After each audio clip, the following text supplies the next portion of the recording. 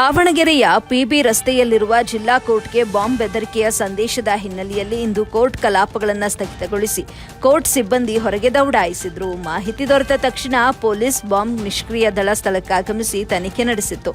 ಇಂದು ಬೆಳಗ್ಗೆ ಹೊರರಾಜ್ಯದ ಮೂಲದವನು ಎನ್ನಲಾದ ವ್ಯಕ್ತಿಯೊಬ್ಬನಿಂದ ನ್ಯಾಯಾಧೀಶರೊಬ್ಬರಿಗೆ ಇಮೇಲ್ ಮೂಲಕ ಬಾಂಬ್ ಬೆದರಿಕೆಯ ಸಂದೇಶ ಬಂದಿದ್ದು ಕೋರ್ಟ್ ಆವರಣದಲ್ಲಿ ಆತಂಕದ ಸ್ಥಿತಿ ನಿರ್ಮಾಣವಾಗಿದೆ. ಸಂದೇಶದಲ್ಲಿ ಮಧ್ಯಾಹ್ನ 12:30ಕ್ಕೆ ಬಾಂಬ್ ಸಿಡಿಯಲಿದೆ ಎಂದು ಸಂದೇಶ ಕಳುಹಿಸಿದ್ದ ಎಂದು ಮೂಲಗಳಿಂದ ಮಾಹಿತಿ ಲಭ್ಯವಾಗಿವೆ.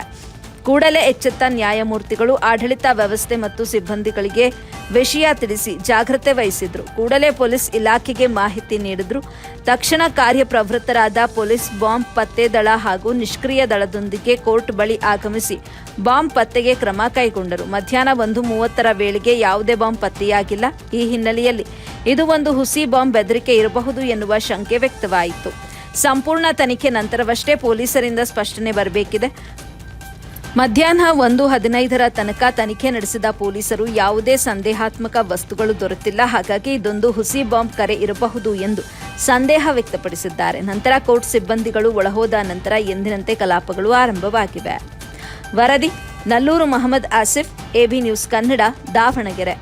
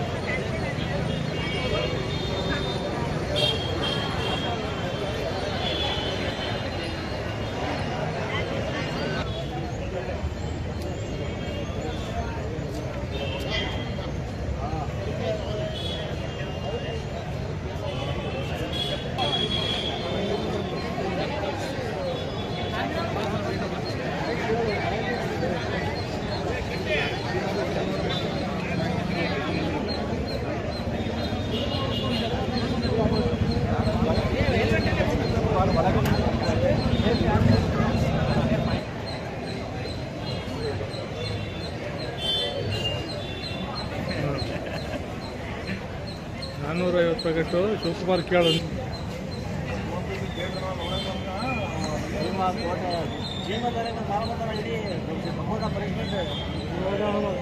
ಅಷ್ಟೇ